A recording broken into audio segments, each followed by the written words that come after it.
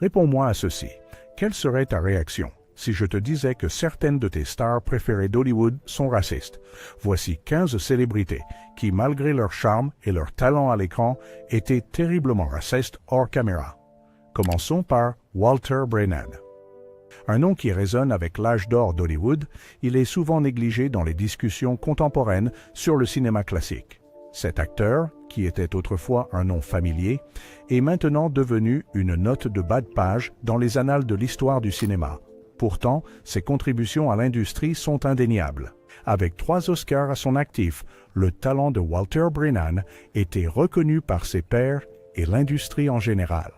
Ses prestations dans des films comme The Westerner et Sergent York restent gravées dans la mémoire de ceux qui apprécient l'art du cinéma classique. Sa collaboration avec John Wayne a donné vie à de nombreux personnages mémorables, notamment dans Rio Bravo, où son interprétation d'un acolyte bourru mais attachant a laissé une empreinte indélébile.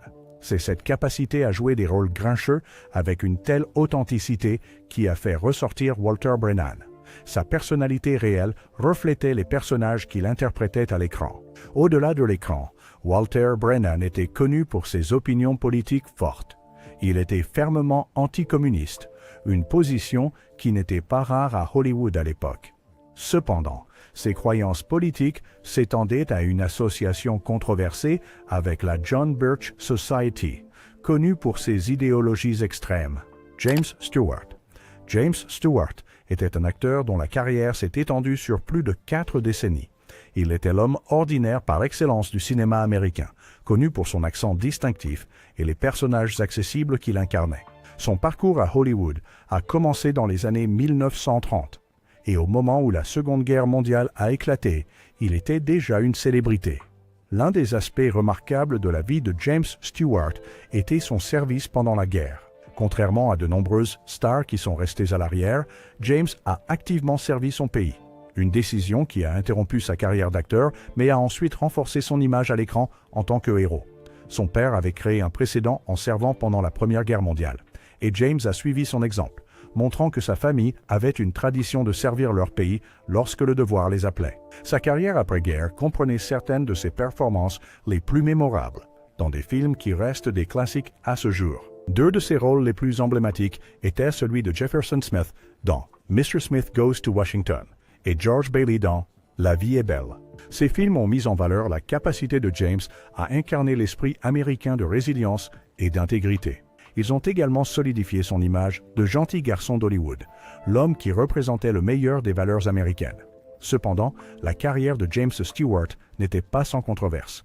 Malgré son image cathodique irréprochable, il y avait des exemples qui révélaient un côté moins admirable de son caractère. Des rapports de racisme et de xénophobie ont émergé, jetant une ombre sur son héritage.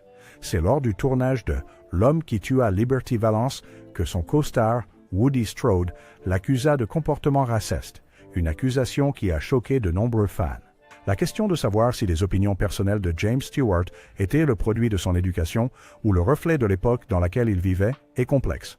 Il a grandi dans une petite ville majoritairement blanche en Indiana, où il avait des interactions limitées avec des personnes de différentes races.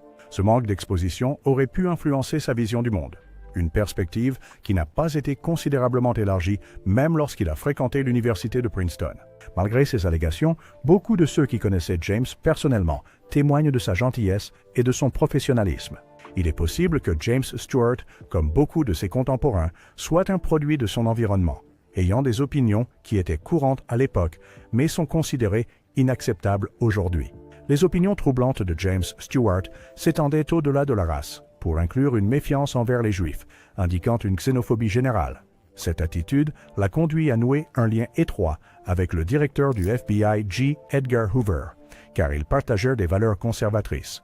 Stewart est devenu l'informateur de Hoover dans la chasse aux communistes à Hollywood, malgré l'indifférence du chef du FBI aux préoccupations de Stewart concernant l'influence de la mafia à Hollywood.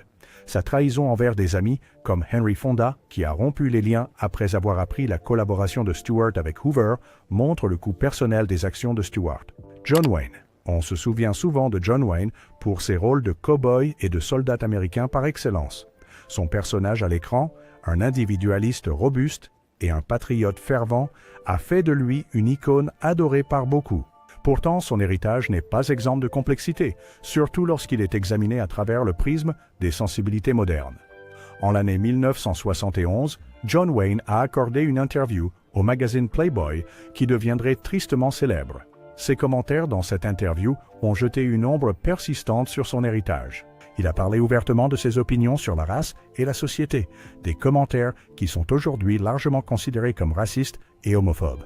Wayne a exprimé une croyance en la suprématie blanche et a fait des remarques désobligeantes sur les Afro-Américains, suggérant qu'il n'était pas encore assez éduqué pour occuper des postes de responsabilité. Les opinions de Wayne sur la race n'étaient pas le seul aspect de son caractère à avoir suscité des critiques. Son comportement hors écran ne correspondait pas toujours aux figures héroïques qu'il incarnait. Contrairement à son contemporain, James Stewart, dont la nature aimable facilitait aux fans la réconciliation entre l'homme et les rôles qu'il jouait, la personnalité hors écran de Wayne était plus complexe et, parfois, problématique. L'impact de l'interview de Wayne dans Playboy a été durable. Ces dernières années, il y a eu des appels à réévaluer la manière dont nous honorons les figures historiques dont les actions ou les croyances sont en contradiction avec les normes sociétales actuelles. À l'Université de Californie du Sud, où Wayne était un ancien élève, une exposition qui lui était consacrée a été retirée à la suite de manifestations étudiantes. Ces manifestations étaient une réponse directe aux opinions qu'il a exprimées dans l'interview de Playboy. Il y a eu des efforts pour renommer l'aéroport John Wayne dans le comté d'Orange, bien que ceci n'ait pas abouti. Le débat autour de l'héritage de Wayne est révélateur d'une conversation plus large sur la manière dont nous nous souvenons et célébrons les figures du passé. Elle soulève des questions importantes sur les valeurs que nous défendons et les messages que nous transmettons à travers la commémoration publique des figures historiques. Les contributions de John Wayne au cinéma et à la culture américaine sont incontestables. Ces films ont laissé une empreinte indélébile sur le paysage cinématographique.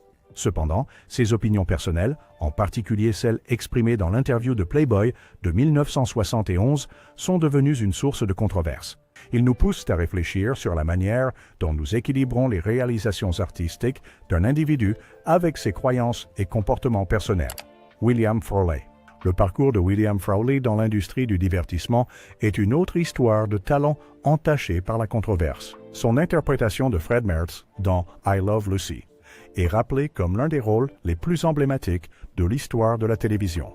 Pourtant, en coulisses, la vie de William était marquée par un comportement qui, aujourd'hui, serait considéré comme inacceptable. Au début de sa carrière, William était connu pour ses numéros de vaudeville. Sa capacité à incarner l'archétype du personnage grognon a conduit Lucille Ball et Desi Arnaz à le choisir pour leur émission révolutionnaire. Malgré sa réputation d'être difficile à côtoyer, Desi Arnaz a vu du potentiel en William et a insisté pour son casting. Cette décision a porté ses fruits, puisque la performance de Williams en tant que Fred Mertz est devenue un rôle déterminant de sa carrière. Tout au long du tournage de I Love Lucy, les difficultés personnelles de Williams avec l'alcool étaient bien connues. Malgré cela, il a réussi à maintenir un niveau de professionnalisme qui a permis à la production de l'émission de se dérouler sans problème majeur. Ses interactions avec ses co-stars, cependant, n'étaient pas toujours fluides.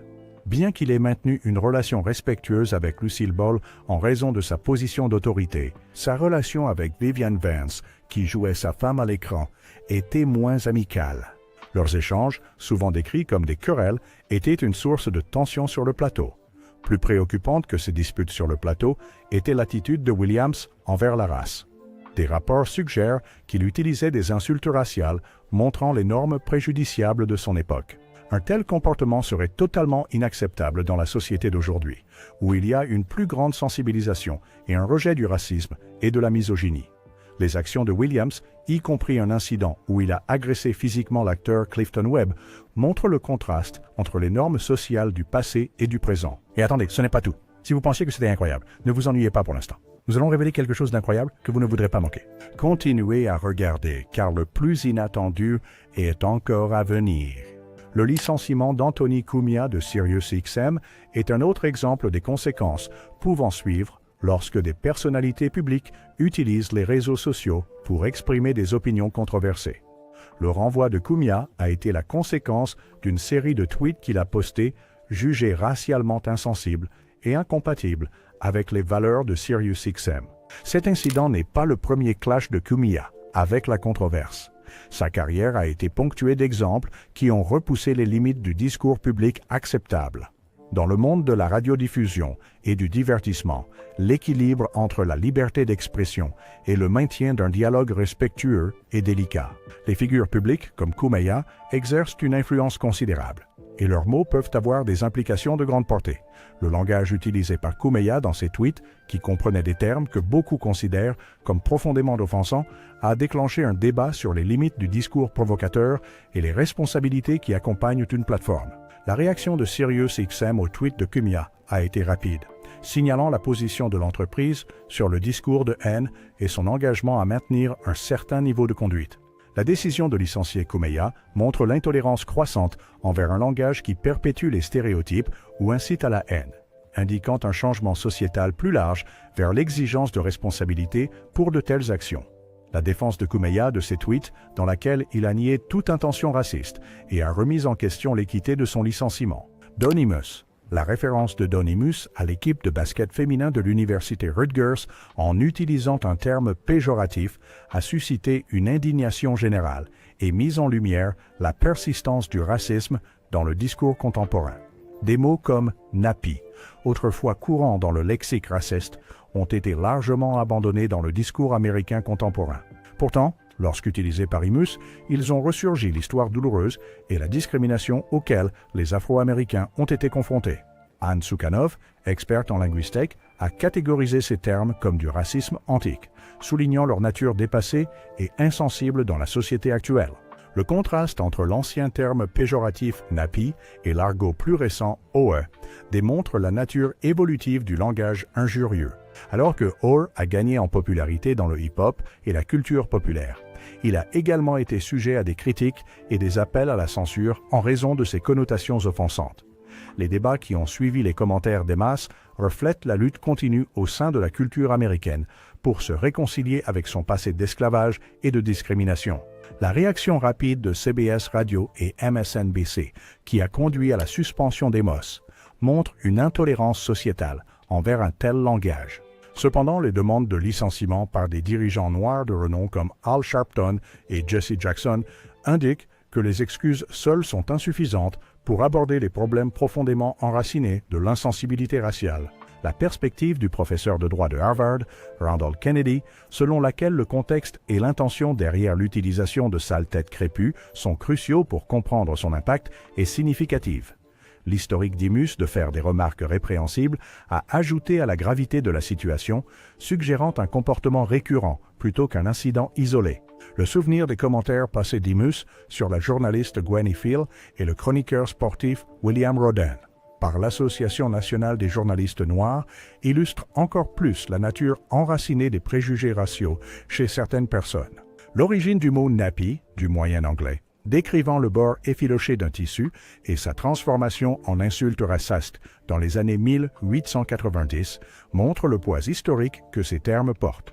La controverse entourant le livre pour enfants, Nappy Hair, est le retour de bâton auquel a fait face l'enseignante Ruth Sherman pour l'avoir lu à sa classe à Brooklyn, est révélatrice des dynamiques complexes entourant la race, le langage et l'estime de soi. Les remarques de Jesse Shadlower sur l'acceptabilité conditionnelle des termes péjoratifs à l'intérieur et à l'extérieur de certaines communautés soulignent la compréhension nuancée nécessaire pour naviguer dans une terminologie sensible. Roseanne. En mars, Roseanne, la populaire sitcom, est revenue sur ABC après avoir été absente des ondes pendant 2 décennies. Il a obtenu d'énormes audiences et les dirigeants de la chaîne étaient ravis. Le retour de la série faisait partie d'une stratégie visant à séduire un public plus large, une tactique qui semble résonner après l'élection surprenante de Donald Trump. Le président a même appelé Roseanne Barr pour la féliciter de la large audience de l'émission. Cependant, un mardi de mai, tout a changé. ABC a annulé Roseanne, quelques heures après que Roseanne Barr a posté un tweet raciste sur Valerie Jarrett, une femme afro-américaine qui était conseillère principale de Barack Obama. Le tweet de Barr comparait Jarrett à une combinaison des frères musulmans et d'un personnage de la planète des singes. Bien que Barr se soit excusé plus tard, il était trop tard pour sauver l'émission. La présidente d'ABC Entertainment, Channing Dungey, a qualifié la déclaration de Barr d'abominable, répréhensible et incompatible avec nos valeurs. Or, Dance Repeat. La première saison de la relance de Roseanne s'était terminée avec succès et elle devait revenir en septembre avec 13 nouveaux épisodes. Cependant, la controverse était trop importante pour être ignorée. Robert A. Iger, PDG de The Walt Disney Company, la société mère d'ABC, a soutenu la décision d'annuler l'émission, déclarant que c'était la bonne chose à faire. L'annulation de Roseanne était très inhabituelle, d'autant plus qu'elle était une émission à succès avec les meilleures audiences pour une nouvelle série télévisée depuis des années. L'émission avait généré environ 45 millions de dollars de revenus publicitaires pour ABC lors de son retour, et les attentes étaient élevées pour des gains encore plus importants la saison prochaine. La décision d'annuler l'émission a été prise par les hauts dirigeants de Disney et d'ABC, y compris Channing Dungey, qui était devenue la première présidente noire d'un grand réseau de télévision en février 2016. Elle avait le soutien de Ben Sherwood, responsable du groupe télévisuel d'ABC, et de Bob Iger, qui avait été impliqué dans le processus de décision dès le début du mardi. Lors d'un appel téléphonique avec des dirigeants d'ABC et ses représentants peu avant l'annulation de l'émission, Roseanne Barr a exprimé des remords pour son tweet, mais semblait ignorer ses pleines implications pour sa sitcom. Ne pas agir de manière décisive contre le tweet de Barr aurait pu compromettre tous ses efforts. Valerie Jarrett a commenté l'incident lors d'une assemblée publique sur MSNBC à propos du racisme en Amérique, suggérant d'en faire un moment éducatif. Elle a révélé que Bob Iger l'a appelé avant l'annonce pour s'excuser et l'informer de l'annulation de l'émission en raison de la tolérance zéro pour les commentaires racistes et sectaires. ABC est rapidement passé à autre chose après avoir annulé Roseanne. Ils ont remplacé un épisode répété, programmé par une rediffusion de The Middle, et ont commencé à retirer tous les épisodes de Roseanne de leur site web. Mais le tweet de Barr à propos de Jarrett, fait en réponse à un tweet conspirationniste, n'était pas une plaisanterie. Megyn Kelly a été sous les projecteurs pour avoir fait des commentaires controversés et racistes pendant de nombreuses années. Sa récente défense du blackface dans son émission a conduit à son possible départ de NBC.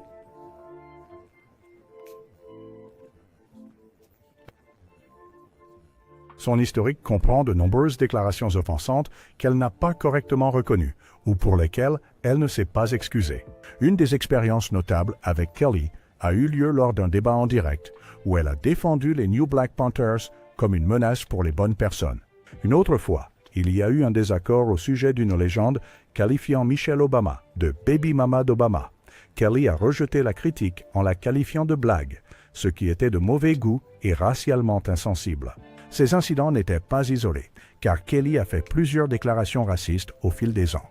Les remarques controversées de Kelly incluent l'affirmation que Jésus et le Père Noël sont blancs, et la critique d'un adolescent noir en maillot de bain qui a été plaqué au sol par la police. Elle a également suggéré que Sandra Bland serait encore en vie si elle avait obéi aux ordres de la police.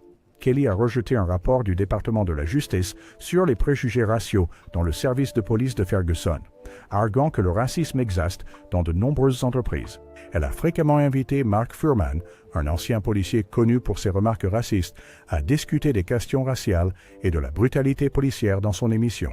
Kelly a affirmé que la communauté noire avait une mentalité de voyou et a critiqué les discours de Michelle Obama sur la discrimination en les qualifiant de promotion d'une culture de victimisation. Cette semaine, Kelly a été critiquée pour avoir dit que le blackface était acceptable à Halloween, pour lequel elle a présenté ses excuses. Pourtant, ses commentaires précédents ont causé du tort aux communautés de couleur sans responsabilité similaire. La décision de NBC de l'embaucher, malgré son passé controversé, met en évidence un problème systémique. Son historique de commentaires racistes a souvent été ignoré ou minimisé par les médias grand public, contribuant à son ascension. Les journalistes blanches louaient souvent Kelly comme une icône féministe, ignorant son insensibilité raciale. Comme l'activiste Rachel Cargle l'a souligné, les femmes blanches qui ignorent le racisme chez les autres priorisent la blancheur par rapport à la féminité. Les excuses en larmes de Kelly semblaient peu sincères à de nombreuses femmes de couleur. L'activiste Rachel Cargle s'est demandé si les larmes de Kelly étaient dues à la peur de perdre son emploi plutôt qu'à un véritable regret. Mais connaissez-vous Taylor Selfridge? Continuez à regarder, car elle pourrait bien être la plus choquante. Don Cherry, commentateur de hockey canadien. Don Cherry, connu pour ses costumes flamboyants et ses commentaires controversés, a été licencié après avoir fait une remarque à connotation raciste lors de la diffusion de samedi. Le président de Sportsnet, Bart Yapsley, a souligné que le sport devrait unir les gens, pas les diviser. Après des discussions avec Cherry, il a été décidé qu'il devait démissionner immédiatement. Cherry, qui a entraîné les Bruins de Boston pendant 5 saisons dans les années 1970, animait depuis 35 saisons le segment Coach's Corner avec Ron MacLean lors de Hockey Night in Canada. Lors de l'émission, Cherry a accusé les immigrants de ne pas respecter la tradition canadienne de porter des coquelicots pour honorer les héros militaires. Ses mots exacts étaient « Vous aimez notre mode de vie, aimez notre lait et notre miel. Vous pourriez au moins dépenser quelques dollars pour des coquelicots ou quelque chose comme ça. Ces gars ont payé pour votre mode de vie que vous appréciez au Canada. » Cherry a dit au Toronto Sun qu'il maintenait ses propos, insistant sur le fait que tout le monde au Canada devrait porter un coquelicot pour honorer les soldats tombés au combat. Il a mentionné ses visites dans des bases militaires, ses voyages en Afghanistan avec des soldats canadiens, et ses hommages aux troupes tombées au combat sur Coach's Corner comme preuve de son engagement envers cette tradition. Les commentaires de Cherry ont été largement critiqués.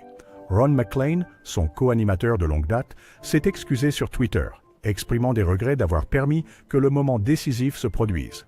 Malgré les remarques controversées de Cherry par le passé, y compris les commentaires désobligeants sur les joueurs européens et qualifiant les Carolina Hurricanes de bande d'idiots pour leurs célébrations chorégraphiées, il conservait un nombre important de partisans parmi les Canadiens. Le chroniqueur du Toronto Sun, Steve Simmons, parmi ceux qui demandaient le licenciement de Cherry, a fait remarquer que Cherry avait toujours été une figure clivante, mais réussissait souvent à conserver le soutien du public. La LNH a décrit le licenciement de Cherry comme une réponse justifiée, affirmant que ses opinions étaient en conflit avec les valeurs de diversité et d'inclusion de la Ligue. Le départ de Cherry marque la fin d'une époque pour Coach's Corner, un segment qui a été un pilier des diffusions de hockey canadien pendant des décennies. Et avec cela, nous sommes déjà à mi-parcours de la vidéo, mais il reste encore de nombreux noms choquants à découvrir. Maintenant, avant de continuer, n'oubliez pas d'appuyer sur le bouton de souscription pour plus de contenu à venir. Taylor Selfridge continue la liste. Nous avons Taylor Selfridge, dont le mandat sur Teen Mom OJ de MTV a pris fin brusquement après la réapparition d'une série d'anciens messages sur les réseaux sociaux. Ces messages, qui contenaient des remarques racialement insensibles, ont été mis en lumière au milieu d'un mouvement national contre le racisme, amenant MTV à rompre ses liens avec Selfridge et à annuler son émission spéciale sur son bébé. La décision montre une remise en question plus large au sein de l'industrie du divertissement, où la responsabilité pour des actions passées est devenue une pierre angulaire du paysage culturel. Le parcours de Selfridge dans Teen Mom OJ a commencé en 2019 et a duré jusqu'en 2020, période pendant laquelle elle partageait l'écran avec son petit ami, Corey Wharton, et son ex, Cheyenne Floyd. C'est Floyd qui a d'abord attiré l'attention sur les tweets controversés de Selfridge dans un épisode de l'émission, déclenchant une conversation qui mènerait finalement au départ de Selfridge. Dans sa défense, Selfridge a déclaré que les tweets dataient d'une époque où elle était plus jeune et moins consciente de leurs implications négatives, affirmant qu'elle les voyait comme humoristiques plutôt que nuisibles. Elle a reconnu son erreur et exprimé le désir de tirer des leçons de cette expérience. Les conséquences de son renvoi ont vu Selfridge se retirer sur son compte Instagram désormais privé, où elle a présenté des excuses et exprimé son intention d'aller de l'avant et d'être la meilleure version d'elle-même. Elle a souligné que ses actions passées ne définissent pas son moi actuel et a demandé du respect pour sa décision de fournir une vie normale et saine à sa famille. De plus, Selfridge a déclaré son départ de Teen Mom OJ comme un choix personnel, citant un manque de respect pour le style de vie de la télé-réalité et son application sélective des règles. Le spécial annulé, Teen Mom OJ at Home, Corey and Taylor's Baby Special, devait documenter la grossesse de Selfridge pendant la pandémie de coronavirus avec des séquences autofilmées. Wharton avait partagé son enthousiasme pour la première avec ses abonnés Instagram, laissant entrevoir les luttes et les joies capturées dans le spécial. Cependant, le spécial n'a jamais été diffusé, et l'histoire de Selfridge est devenue un autre exemple des conséquences qui peuvent suivre les figures publiques longtemps après leurs actions initiales. Hartley Sawyer. Dans le monde des réseaux sociaux, les actions du passé peuvent souvent jeter de longues ombres sur le présent. C'est une vérité que Hartley Sawyer, anciennement de The Flash sur CW, a appris à connaître que trop bien. Ces anciens tweets, remplis de contenu que beaucoup trouvent offensant, ont refait surface, entraînant son retrait de la série populaire. Les tweets en question, datant d'avant l'époque de Sawyer sur The Flash, contenaient un langage misogyne, raciste et homophobe. Ces publications, pour lesquelles Sawyer s'est depuis excusé, ont été révélées au grand jour, au milieu de la conversation nationale plus large sur le racisme systémique après la mort de George Floyd. La décision de licencier Sawyer a été prise par The CW avec les producteurs de l'émission et le producteur exécutif Eric Wallace. Leur déclaration commune a souligné un engagement envers des valeurs qui favorisent un environnement sûr et inclusif, déclarant clairement que les remarques désobligeantes, ciblant une race, une ethnie, une origine nationale, un genre ou une orientation sexuelle ne seraient pas tolérées. Cet incident n'est pas isolé dans l'industrie du divertissement. Il fait écho à des situations précédentes où des personnalités publiques ont fait face à des conséquences pour leurs mots ou actions. En 2018, ABC a annulé le revival de Roseanne après un tweet à connotation raciste de Roseanne Barr. De même, Kevin Hart a renoncé à animer les Oscars 2019 en raison de tweets homophobes passés. Et Shane Gillis a été renvoyé de Saturday Night Live après l'apparition d'insultes racistes et homophobes. L'excuse de Sawyer, publiée sur Instagram, exprimait de profonds regrets pour son comportement passé. Il a reconnu que ses tentatives d'humour étaient blessantes et inacceptables, déclarant qu'il est honteux de ses actions. Et après cela, nous sommes si proches de la fin.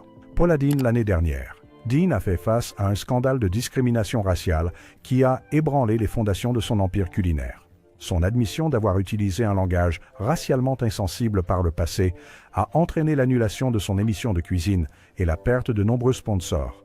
Cet événement a marqué un tournant significatif dans sa vie et sa carrière. Dans une interview en larmes avec Matt Lauer sur le Today Show, Deen a insisté sur le fait qu'elle n'était pas raciste. Pourtant, l'interview a révélé un manque de compréhension de la gravité de ses aveux.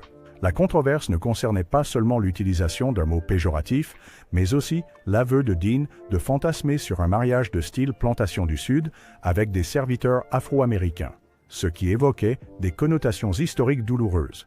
Un an plus tard, Deen est revenu au Today Show, semblant être une personne différente de celle qui s'était assise là auparavant. Elle a exprimé son incapacité à se reconnaître dans les images de l'interview passée et a suggéré qu'elle aurait peut-être dû chercher des soins médicaux plutôt que de s'exposer publiquement durant cette période tumultueuse. La lutte de Deen pour comprendre la réaction est évidente. Elle a admis qu'il lui a fallu du temps pour comprendre pourquoi ses paroles, prononcées 30 ans auparavant, ont provoqué une telle indignation. Au milieu de ce tumulte personnel, Deen a activement travaillé à reconstruire sa marque. Elle a lancé un réseau de télévision par abonnement présentant ses anciennes émissions et du nouveau contenu. Elle a ouvert un nouveau magasin de vente au détail et a évoqué des plans pour un documentaire sur sa vie. Cette combinaison d'autopromotion et d'excuses publiques a suscité des réactions mitigées, certains l'apercevant comme un mélange troublant d'intérêts commerciaux et de remords sincères. Lorsqu'on lui a demandé quelles leçons elle avait tirées de la controverse, Deen a d'abord répondu en parlant d'un nouveau livre plutôt que de présenter des excuses. Ce n'est qu'après une discussion plus poussée qu'elle a exprimé des regrets pour la douleur qu'elle a causée, reconnaissant l'ampleur du mal. Lea McHale. À la suite de la mort de George Floyd, de nombreuses célébrités se sont tournées vers les réseaux sociaux pour exprimer leur soutien au mouvement Black Lives Matter. Parmi eux se trouvait Lea Michele, qui a tweeté ses condoléances et son soutien. Cependant, son message a été critiqué par son ancienne co-vedette Samantha Marie Ware, qui a accusé Michele de lui avoir rendu la vie difficile sur le plateau de Glee. Cette accusation a ouvert la voie à une série d'allégations de la part d'autres membres de la distribution et de professionnels de l'industrie, dressant le portrait de Michele comme quelqu'un avec qui il était difficile de travailler et qui aurait pu afficher un comportement raciste. Le tweet de Ware, qui décrivait de manière vivante ses expériences négatives avec Michele, a incité d'autres à partager leurs histoires. Cela incluait Alex Newell et plusieurs figurants qui soutenaient les affirmations de Ware. Jean Godlock est allé jusqu'à dire que Michele qualifiait les figurants de cafards, tandis que Naya Rivera avait déjà laissé entendre l'absence de professionnalisme de Michele dans son livre. Heather Morris, une autre ancienne de Glee, a donné son avis, reconnaissant le comportement désagréable de Michelle, mais mettant aussi en garde contre l'idée de la qualifier de raciste sans connaître ses convictions. Keith Powell, un ancien acteur de 30 Rock, a également soutenu les affirmations de Ware, déclarant que Michelle avait fait des micro-agressions racistes. Au milieu du contre-coup, Michelle a présenté des excuses sur Instagram, déclarant qu'elle ne se souvenait pas d'avoir fait la déclaration précise dont Ware l'accusait, mais reconnaissant que son comportement avait blessé d'autres personnes. Elle a attribué cela soit à sa perspective privilégiée, soit à son immaturité. Ware a répondu aux excuses de Michelle en remettant en question leur sincérité et en exhortant Michelle à faire un don au GoFundMe pour la famille de James Scurlock. Abby Lee Miller. Ensuite, les projecteurs se tournent vers Abby Lee Miller, la redoutable coach de danse de l'émission Dance Moms. Le spectacle a été une plateforme pour les jeunes danseurs de montrer leur talent, mais en coulisses, il semble qu'il s'est passé plus que des routines de danse et de la compétition. Abby Lee Miller s'est retrouvée au centre d'une tempête lorsqu'Adriana Smith, la mère de Cameron Smith de la saison 8, l'a accusée de comportement raciste. Cette accusation est apparue après que Miller a posté un carré noir sur Instagram en soutien à Blackout Tuesday, un mouvement qui a pris de l'ampleur après la mort tragique de George Floyd. Smith n'a pas retenu sa réponse, qualifiant le post de Miller d'hypocrite et détaillant ses propres expériences avec la coach de danse. Le récit de Smith de son temps dans l'émission brosse le portrait d'une femme qui a utilisé sa position de pouvoir pour rabaisser et discriminer. Smith a également accusé Miller de faire du tokenisme, utilisant sa fille comme un symbole de diversité, plutôt que de la valoriser en tant que danseuse. La situation s'est intensifiée au point que Smith a ressenti le besoin de retirer sa fille de l'émission, une décision à la fois douloureuse et valorisante. C'était une protestation contre le racisme, une leçon pour sa fille que la dignité et le respect valent plus que n'importe quel temps d'écran. Les excuses de Miller sont venues via Twitter, une plateforme publique où elle a exprimé des regrets et promis de s'éduquer et de faire mieux. Cependant, Smith n'a pas accepté ces excuses, remettant en question leur sincérité et leur timing. Elle a souligné qu'une véritable excuse serait venue plus tôt et aurait été accompagnée d'une communication directe. Une autre mère, Camille Bridges, a partagé des expériences similaires avec Miller, l'accusant d'appropriation culturelle et de manque d'appréciation pour les contributions des chorégraphes noirs. La fille de Bridge, Cameron, qui est apparue dans les saisons 4 et 7, a également fait face à de la discrimination selon sa mère. Les excuses et les déclarations faites par Miller et les parents impliqués ont suscité des conversations sur le racisme dans l'industrie du divertissement. Kevin Spacey. En 2012, pendant le tournage de la première saison de House of Cards, des accusations de racisme ont émergé contre l'acteur principal, Kevin Spacey. Earl Blue, le chef de VIP Protective Services, était responsable de la sécurité du plateau et a révélé ces allégations. À l'âge de 51 ans, Blue dirigeait une équipe chargée d'assurer la sûreté et la sécurité de la production. Sa société, engagée par Night Takes King Productions, était responsable de la gestion de la sécurité sur le plateau. Cependant, l'expérience a tourné au vinaigre lorsque Spacey aurait proféré des injures racistes et refusé de reconnaître les membres noirs de l'équipe de sécurité. Ce comportement n'était pas seulement irrespectueux, mais aussi profondément blessant pour ceux qui l'ont vécu. L'incident qui a déclenché la controverse impliquait un groupe de gardes de sécurité noirs et une remorque de l'émission.